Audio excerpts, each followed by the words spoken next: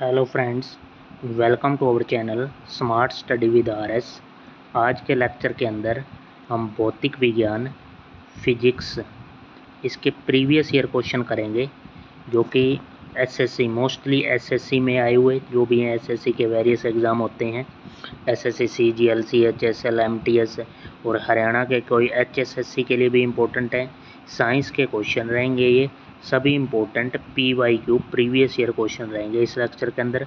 तो स्टार्ट करते हैं, बिल्कुल समझाते हुए चलूँगा, पूरे एक्सप्लेनेशन के साथ पढ़ेंगे इन क्वेश्चनों को, ताकि आपको इससे रिलेटेड और क्वेश्चन भी हैं। इस लेक्चर के अंदर मैं 50-60 क्वेश्चन कराऊंगा, तो अराउंड आप 100-150 क्वेश्चन के अराउंड कवर कर लोगे एक्स्ट्रा फैक्ट के साथ। तो स्टार्ट करते हैं पहले क्वेश्चन के साथ कि टाइप 1 के अंदर ये दे रखे हैं कि स्वतंत्र रूप से गिर रही एक वस्तु की गति। अगर कोई वस्तु की गति स्वतंत्र रूप से नीचे अर्थ की तरफ फॉल कर रही है, तो इसकी हमने क्या बताना है, वस्तु की में गति स्पीड क्या होगी। अगर कोई वस्तु स्वतंत्र रूप से नीचे की ओर गिर रही है, तो वो क्या है, वो बिल्कुल विदाउट एनी फ्रिक्शन के एक समान गति से आएगी नीचे को, बिना किसी रुकावट के और फ्रिक्शन के। तो सेकंड ऑप्शन यहाँ पे राइट हो जाएगा। नेक्स्ट क्वेश्चन है, यदि किसी वस्तु का त्वरण समान रूप से परिवर्तित हो रहा है, तो उसका अंतिम वेग है, जो अंतिम वेग किसके बराबर होगा। तो यहाँ हमें अंतिम वेग बताना है, तो हमें एक फॉर्मूला पता होना चाहिए कि जो औसत वेग होता है, औसत वेग, ध्यान से समझना भाई, सभी क्वेश्चन इंपॉर्टेंट है। औसत वेग क्या होगा, औसत वेग होता है हमारा अंतिम वेग माइनस प्रारंभिक वेग बटा 2। तो यहाँ से अंतिम वेग की वैल्यू निकाल लो। अंतिम वेग की वैल्यू निकालोगे तो क्या हो जाएगा, ये 2 इस साइड मल्टीप्लाई में हो जाएगा, 2 गुणा औसत वेग माइनस प्रारंभिक वेग इज इक्वल टू अंतिम वेग आ जाएगा यहाँ से।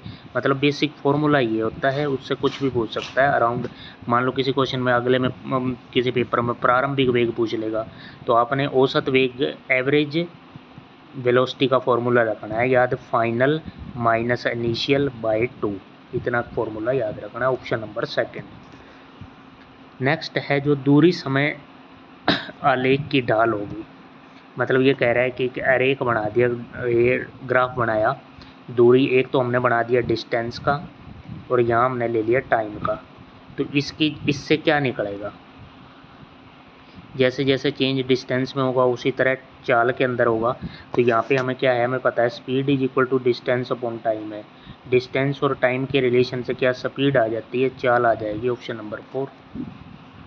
यदि दूरी समय आलेख एक वक्र होता है तो क्या प्रदर्शित करता है। दूरी और समय का दे रखा है, यहाँ पे डिस्टेंस ले ली इस साइड, यहाँ पे ले लिया टाइम। तो ये क्या है, एक वक्र की तरह आ रहा है, मतलब एक सीधी रेखा ना होके कुछ ऐसे ही बन रहा है ग्राफ, इस तरह ग्राफ बन रहा है। तो ये क्या प्रदर्शित करता है, तो ये प्रदर्शित कर रहा है कि डिस्टेंस और टाइम सेम। अगर मान लो डिस्टेंस भी जितना ही चेंज होगा उतना ही टाइम चेंज हो, तो ग्राफ ऐसे बनना चाहिए, ऐसे सीधा बीचों बीच। जितना चेंज ये होगा उतना ये होगा, जितना ये उतना ये ऐसे, ये ऐसे। लेकिन यहाँ पे क्या है, कर्व के रूप में आया है, तो ये इसकी मतलब क्या है, इसकी असमान चाल आएगी, क्योंकि स्पीड क्या होती है, डिस्टेंस अपॉन टाइम। डिस्टेंस और टाइम ही अलग तरीके से वेरी कर रहे हैं, तो स्पीड भी क्या है, अपने को असमान चाल से वेरी करेगी। Option number 4।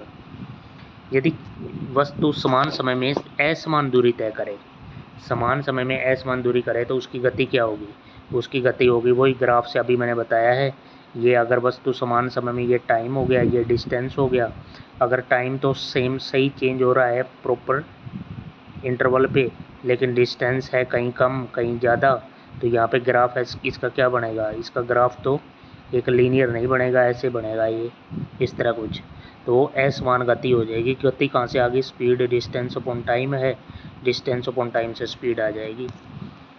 नेक्स्ट है एक गति का समीकरण है। हमारे गति के वैसे तो 3 समीकरण होते हैं, तीनों मैं यहाँ बता दूंगा आपको। ये दे रखा है कि v equal to u plus a t, एक होता है s equal to u t plus half a t square, एक होता है v square minus u square is equal to 2as, ये 3 होते हैं। तो इसमें क्या है, u कह रहा है, u क्या है, u तो क्या होता है प्रारंभिक इनिशियल वेलोसिटी होती है u, और v क्या होती है, v होती है फाइनल वेलोसिटी, फाइनल। तो इनिशियल हो जाएगा ऑप्शन नंबर फर्स्ट। g सार्वत्रिक गुरुत्वीय स्थिरांक का SI मात्रक, g निकालने का मात्रक बताएंगे। अब आपको एक फॉर्मूला पता होना चाहिए, F is equal to g m1 m2 by r square, ये हमारा फोर्स का फॉर्मूला होता है। यहाँ से हमने निकालना क्या है, यहाँ से हमने इसकी इस g की वैल्यू निकालनी है। तो g इज इक्वल टू क्या हो जाएगा, F into r square by m1 m2। कराने को तो मैं डायरेक्ट यहाँ टिक कर देता, लेकिन यहाँ पे हम समझ के चलेंगे। तो यहाँ पे अगर मैं सोल्व करूँ इसको तो क्या हो जाएगा, F का क्या हो जाएगा, F न्यूटन, यहाँ लिख दिया, R लेंथ है, मीटर स्क्वायर हो गया, डिवाइड M मास किलोग्राम होता है, लेकिन दोनों मल्टीप्लाई में है, तो ये क्या हो जाएगा किलोग्राम का स्क्वायर है। इसको ऊपर ले जाएंगे तो क्या है किलोग्राम का -2 लग जाएगा, ऑप्शन नंबर सेकंड बन जाएगा। 7th, उसके बाद 8th नंबर क्वेश्चन देखते हैं। बहुत ही सभी इंपॉर्टेंट क्वेश्चन है भाई, इंपॉर्टेंट फॉर्मूले पे हैं। यदि पृथ्वी की सतह पर गुरुत्वीय त्वरण g है तो एक ऐसा ग्रह जिसका द्रव्यमान तो बराबर है तथा त्रिज्या पृथ्वी की त्रिज्या से दुगनी है, तो गुरुत्वीय त्वरण कहाँ कैसे। तो देखो भाई कैसे सोल्व करना है, हमें वो पता होना चाहिए g is equal to gm/r², ये भी फॉर्मूला होता है। तो अब क्या है, इसने क्या है, ये एक तो g का ये फॉर्मूला हो गया, लेकिन चेंज क्या कर दिया, द्रव्यमान तो बराबर है, m की वैल्यू तो m ही रह गई, लेकिन त्रिज्या पृथ्वी की त्रिज्या से दुगनी कर दी। तो यहाँ पे g डैश जो होगा gm, त्रिज्या दुगनी कर दी 2r का होल स्क्वायर हो गया, ये हो जाएगा gm/4r²। तो अब पहले वाले से क्या चेंज हो गया, पहले वाले से में gm और r² तो था ही यहाँ पे भी, लेकिन ये क्या आ गया 1/4 हो गया, पहले वाले से 1/4 हो गया। तो यानी कि जो पहले वाला g था, g dash is equal to g/4 हो गया 1/4, तो पहला ही ऑप्शन हो गया। नेक्स्ट क्वेश्चन, 1 पास्कल डैश के बराबर होता है। पास्कल इकाई है हमारी फोर्स की, प्रेशर की। प्रेशर क्या होता है, प्रेशर होता है फोर्स अपॉन एरिया। कितने पर्टिकुलर फोर्स, ये हमारा एरिया हो गया, कितना फोर्स लग रहा है इस एरिया पे, ये प्रेशर बता देगा। Pressure force upon area, force किस में होता है, फोर्स होता है हमारे न्यूटन में, तो ये न्यूटन का लिख दिया। एरिया हमारा मीटर स्क्वायर होता है, तो बाय में मीटर स्क्वायर, न्यूटन पर metre square, option number second हो गया। ठीक है, कुछ सोचना ही नहीं, सिंपल फॉर्मूले बेस है। किसी वस्तु का अपेक्षित घनत्व, अपेक्षित घनत्व क्या आ गया, ये इसको बोलते हैं रिलेटिव डेंसिटी, घनत्व डेंसिटी। रिलेटिव डेंसिटी क्या, किसके सापेक्ष में चेक करते हैं, पानी के सापेक्ष में चेक करते हैं, तो पानी वाला तो पहला ही ऑप्शन है। मतलब किसी वस्तु के जो पदार्थ है उसका घनत्व डेंसिटी बाय वाटर की डेंसिटी, उसको रो से लिखते हैं ऐसे, तो ये हो जाएगा ऑप्शन नंबर फर्स्ट हो जाएगा। वस्तु के पदार्थ का घनत्व तथा पानी के घनत्व का अनुपात है, ये बटा में हो गया तो अनुपात हो गया। पृथ्वी के गुरुत्वीय त्वरण g का मान, g का मान क्या है, विषुवत वृत्त की अपेक्षा ध्रुवों पर अधिक होता है। हमारी ये ऐसे पृथ्वी है, तो ये इसके बीचों बीच क्या हो गई, ये कौन सी हो गई, इक्वेटर लाइन हो गई, विषुवतीय रेखा। और इसी तरह अपनी हमारी लाइनिंग बढ़ी हुई है इस पर, तो यहाँ पे ये क्या हो गए, पोल्स हो गए, पोल्स ध्रुव, हिंदी में ध्रुव हो गया। ठीक है, तो यहाँ पे ध्रुवों पर अधिक होगी पृथ्वी के गुरुत्वीय त्वरण, इस g की वैल्यू, छोटे g की वैल्यू, स्मॉल g की वैल्यू यहाँ पे ज़्यादा होगी, और विषुवतीय रेखा ये बीच में 0 डिग्री लाइन है, यहाँ पे कम होती है, आपने इतना याद रखना है, option number first. Next question है, गुरुत्वाकर्षण बल का परिमाण डैश के बराबर होता है। द्रव्यमान और गुरुत्वाकर्षण बल का परिमाण डैश के बराबर होता है। यहाँ पे हमें एक फॉर्मूला पढ़ा था अभी, F is equal to gm1m2/r²।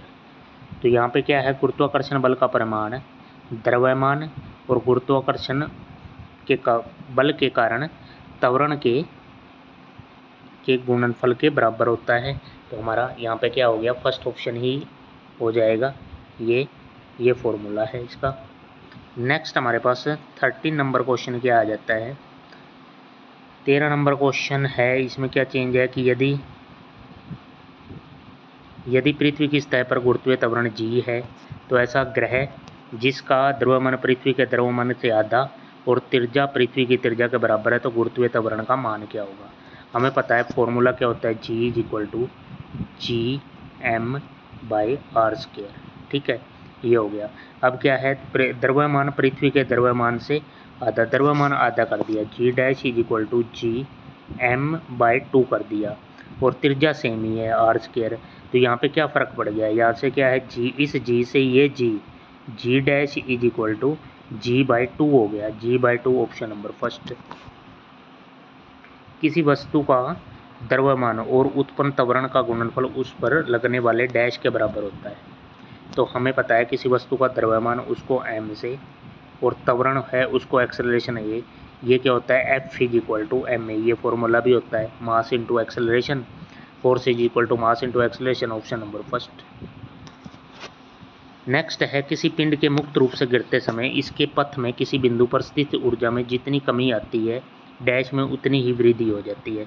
देखो भाई, ऊर्जा को ना तो बढ़ाया जा सकता है ना नष्ट किया जा सकता है।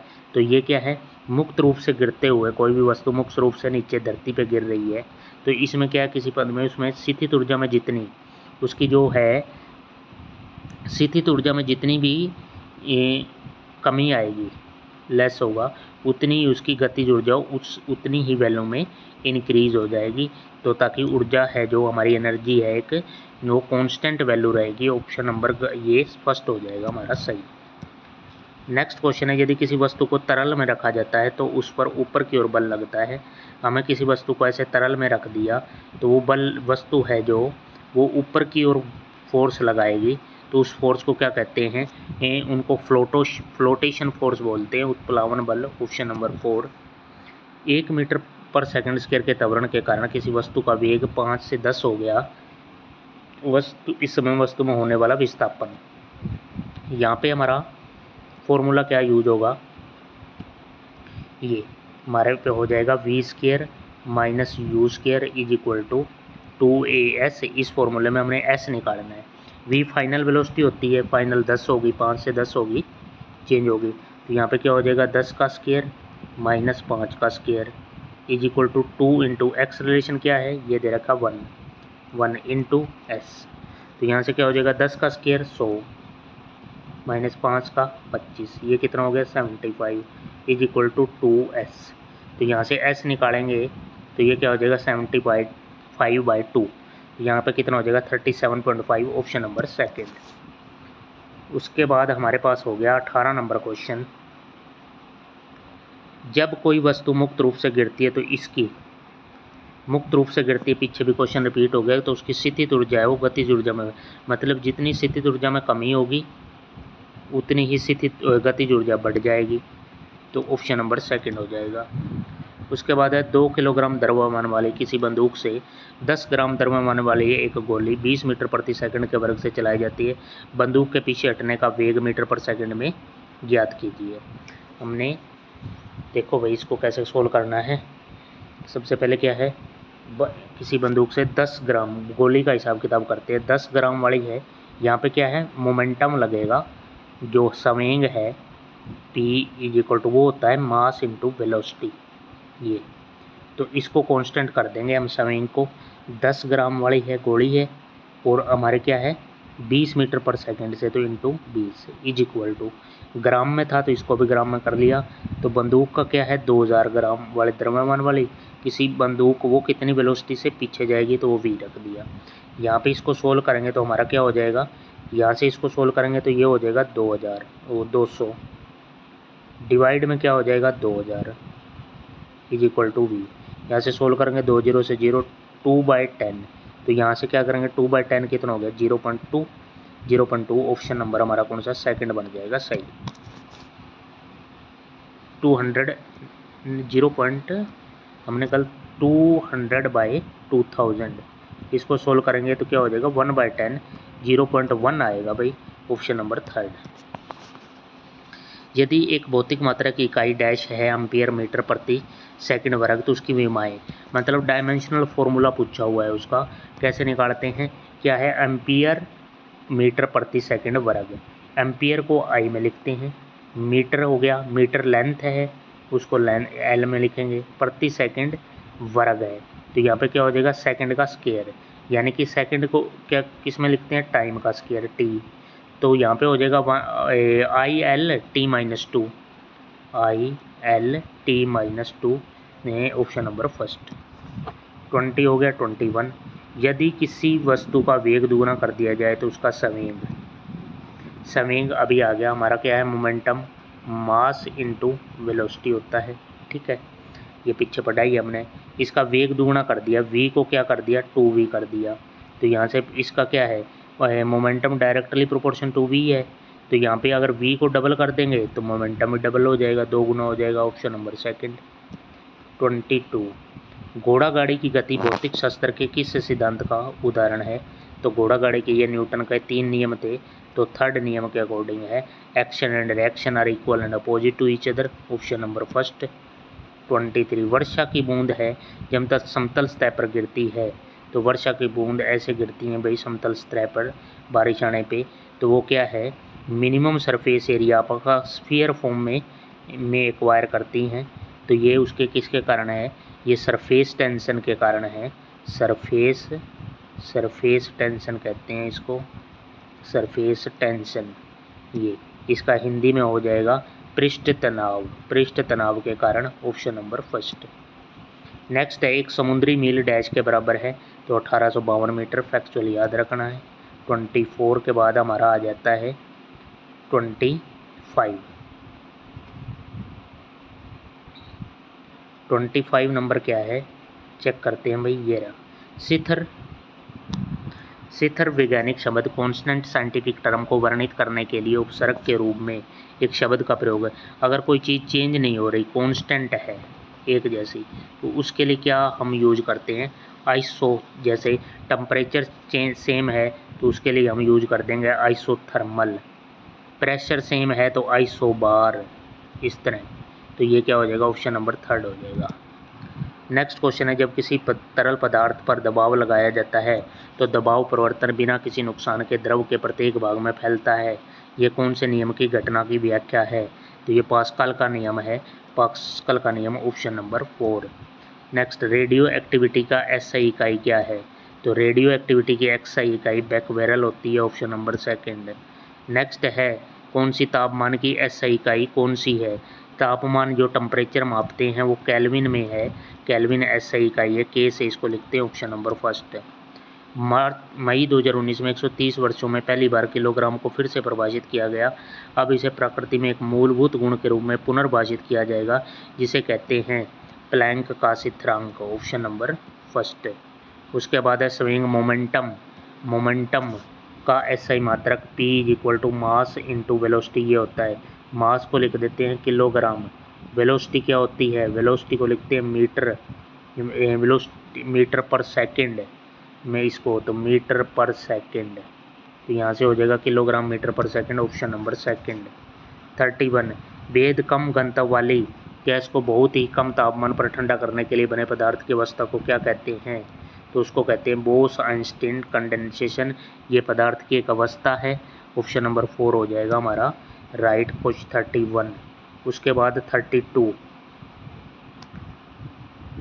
नंबर क्वेश्चन क्या है, 32 नंबर क्वेश्चन है लैक्टोमीटर दूध के नमूने की शुद्धता निर्धारित करने के लिए उपयोग किया जाता है, और हाइड्रोमीटर तरल पदार्थ के घनत्व को निर्धारित करने के लिए, ये सिद्धांत किसने दिया है, Archimedes, option number first.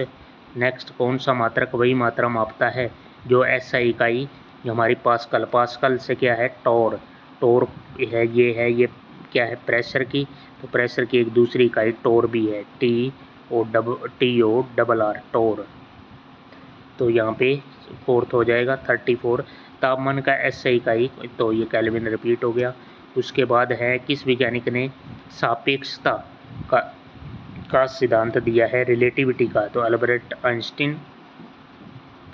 Fourth option, एक बाह्य अभिकरण एजेंसी जिसे किसी निकाय पर प्रयुक्त करने के निकाय की शिथिल अवस्था में समान चाल में परिवर्तन होता है तो वो बल करता है भाई। एक्सटर्नल फोर्स जो लगता है तो उसकी पोजीशन है चेंज हो जाती है किसी भी वस्तु की।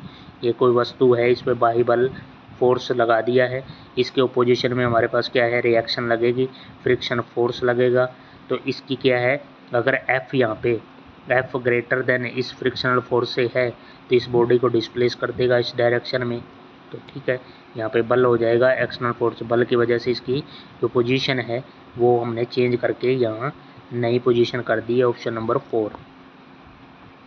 37 न्यूटन का निम्नलिखित में कौन सा नियम बल की परिणामात्मक परिभाषा देता है। तो बल की परिभाषा जो गति का दूसरा नियम है हमारा वो देता है फोर्स जो होता है मास इनटू एक्सेलरेशन निकल के आता है यहाँ पे, ऑप्शन नंबर 2 फॉर्मूला ये याद रखना।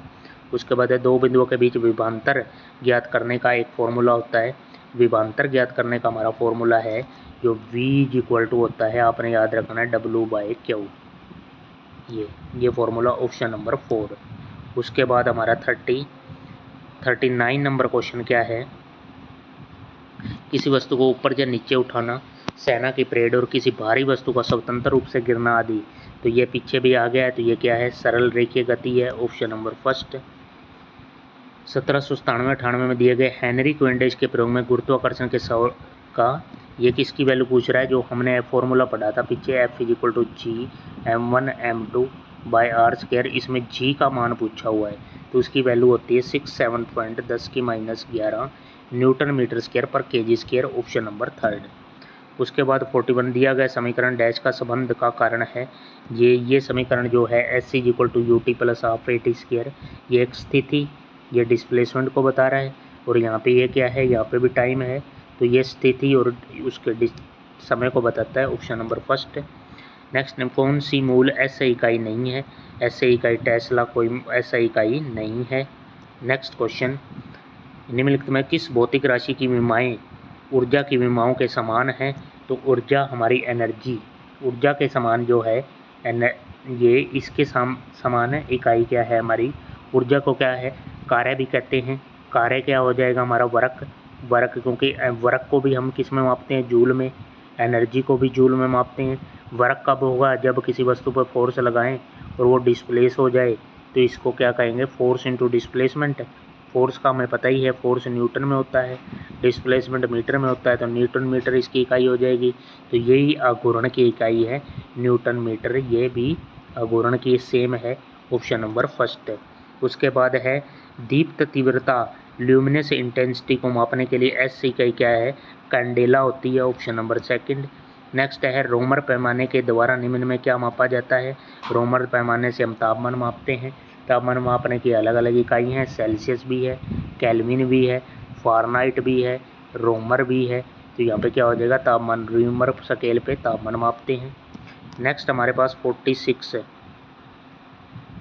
46 में क्या है, 46 के अंदर हम देखते हैं कि गुरुत्वाकर्षण के खिंचाव के प्रत्युत्तर में क्रमशः शाखाओं और जड़ों की ऊर्ध्वगामी और अधोगामी वृद्धि को क्या कहते हैं। तो ये है गुरुत्वानुवर्तन, ऑप्शन नंबर 1। नेक्स्ट क्वेश्चन, कौन सा भौतिक सिद्धांत रॉकेट इंजन, जेट इंजन, अपस्फीति वाले गुब्बारों द्वारा पैदा होने वाले प्रणोद की व्याख्या करता है। न्यूटन की गति का नियम, ये ऑप्शन नंबर 1 हो जाएगा। नेक्स्ट क्वेश्चन है, कौन सी भौतिक राशि व्यंजक चाप या त्रिज्या के लिए है। तो त्रिज्या या चाप के लिए है तल कोण, ऑप्शन नंबर 4। नेक्स्ट है द्रव की सापेक्ष निर्मलता, रिलेटिव क्लैरिटी, ये किस में मापी जाती है, इसका है आविलता, इसको कहते हैं टर्बिडिटी भी कहते हैं, TURBI टर्बिडिटी, ऑप्शन नंबर हमारा 1 द्रव की सापेक्ष निर्मलता, ऑप्शन नंबर 1। 49-50 त्वरण के SI मात्रक में सेकंड का घातांक क्या है। सेकंड का त्वरण हमारा एक्सेलरेशन क्या होता है, मीटर पर सेकंड स्क्वायर। तो यहाँ पे क्या है, इसको ऐसे भी लिख सकते हैं, मीटर सेकंड -2। तो इसकी घात जो है यहाँ पे, इसकी घात क्या हो गई यहाँ पे -2, ऑप्शन नंबर 3 हो जाएगा। नेक्स्ट हमारे पास 51 त्वरण डैश के परिवर्तन की दर के बराबर है। त्वरण किसके बराबर है? त्वरण हमारा किसके हैं? वेग, वेलोसिटी बाय टाइम होता है। वेलोसिटी बाय टाइम यानी कि वेग के परिवर्तन की दर, ऑप्शन नंबर 4। उसके बाद 52, किए गए कार्य की इकाई क्या है? कार्य की इकाई हो या एनर्जी की इकाई हो, ये सब जूल है, ऑप्शन नंबर 4। चाल की एसआई इकाई, चाल हमारा क्या है? स्पीड, डिस्टेंस अपॉन टाइम, ये होता है। तो इसमें यहाँ पे क्या हो जाएगा? डिस्टेंस हमारी क्या होगी? मीटर में, नीचे टाइम है मीटर पर सेकंड, ऑप्शन नंबर फर्स्ट। उसके बाद 54 नंबर क्वेश्चन,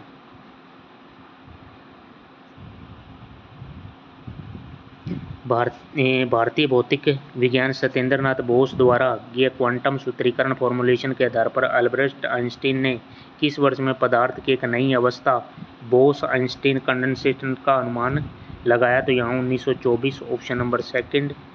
एक समान त्वरण के बारे में निम्नलिखित में से कौन सा कथन सही है? तो यहाँ पे हमारा कथन सही हो जाएगा, मुक्त रूप से गिरने वाली वस्तु एक समान त्वरण का उदाहरण है, ऑप्शन नंबर सेकंड।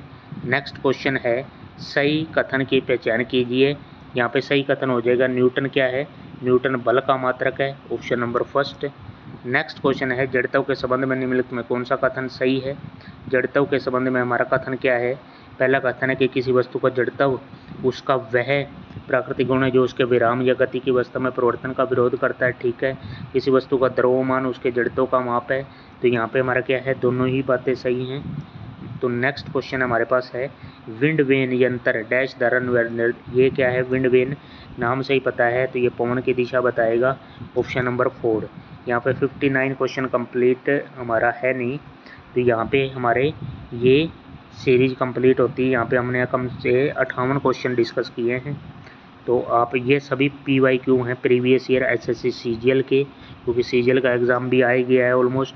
तो आपने इस सीरीज़ को कंटिन्यू करते हैं हम। आपने किस चैनल को सब्सक्राइब करना है, वीडियो को मैक्सिमम टू मैक्सिमम शेयर किया करो, लाइक किया करो। Thank you for watching, thanks.